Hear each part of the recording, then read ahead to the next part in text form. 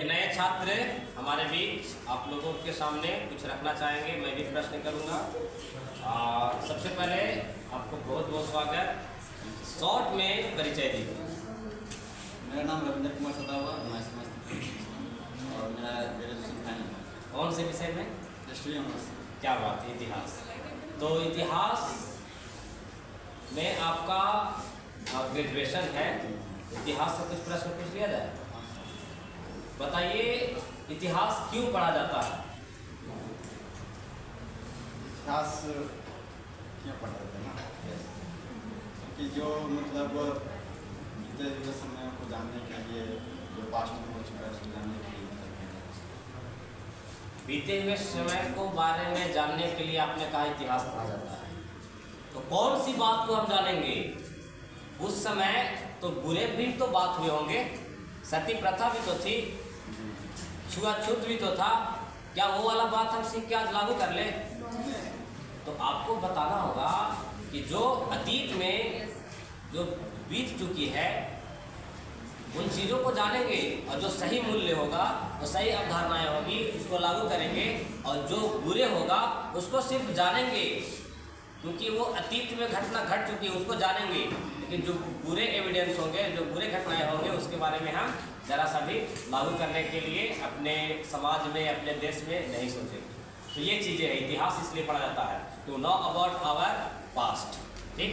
दूसरी बात, to know about our past, constructivity and destructivity of past. समझे? सृजनात्मकता, सृजनात्मकता का मतलब होता है कि जो हमें सृजन की ओर बढ़ाता हो, जो हमें विकास की ओर बढ़ाता हो। डिस्ट्रैक्टिविटी, जो नकारात्मकता को बढ़ावा देता हो। तो क्या हम नकारात्मकता को बढ़ावा देंगे? नहीं देंगे। तो कंस्ट्रक्टिविटी एंड डिस्ट्रैक्टिविटी, ये चीज़ को हमेशा ध्यान रखें। तो आप ये बताइए कि बिहार का स्पेशल आपने पढ़ा, बिहार में कुल कितने प्रमंडल है? तिरहुत डिवीजन के बारे में, तिरहुत प्रमंडल के बारे में बताइए। इसमें कितने जिले आते हैं? इसमें 6 जिले आते हैं। 6? यस। पश्चिम चंपारण, पूर्वी चंपारण, मुजफ्फरपुर, सीतामढ़ी, वैशाली। बिहार का सबसे बड़ा जिला, सबसे छोटा जिला? एक चंपारण, चंपारण के नाम से याद आ गया कि चंपारण में चंपारण सत्याग्रह भी हुआ था।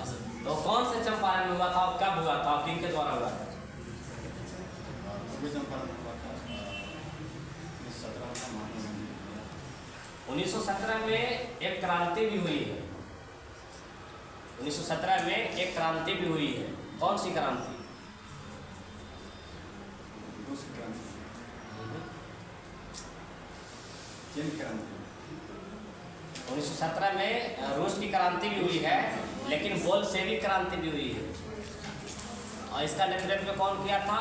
लेनिन किए थे। इसके बाद पटना भी एक प्रमंडल है। पटना प्रमंडल में कितने हैं जिले? कौन कौन है?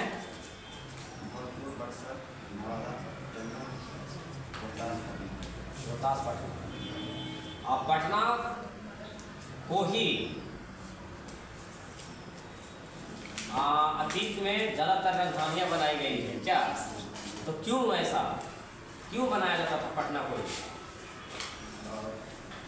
पटना जो था उसमें मतलब नगर के क्षेत्र में, हाँ, नगर क्षेत्र में था। राजनीतिक तौर पर या सांस्कृतिक तौर पर या मतलब प्राकृतिक तौर पर बहुत मतलब वहाँ पर मतलब नदियों का सबसे ज़्यादा होता था। तो और महान शासक सब भी अगर एक शब्द बोले कि सर इसलिए पाटलिपुत्रा को राजधानी बनाया जाता था, एक पॉइंट, तो आप क्या बोलेंगे ताकि सामने वाला कन्विंस्ड हो जाए कि नहीं ये बात सही है?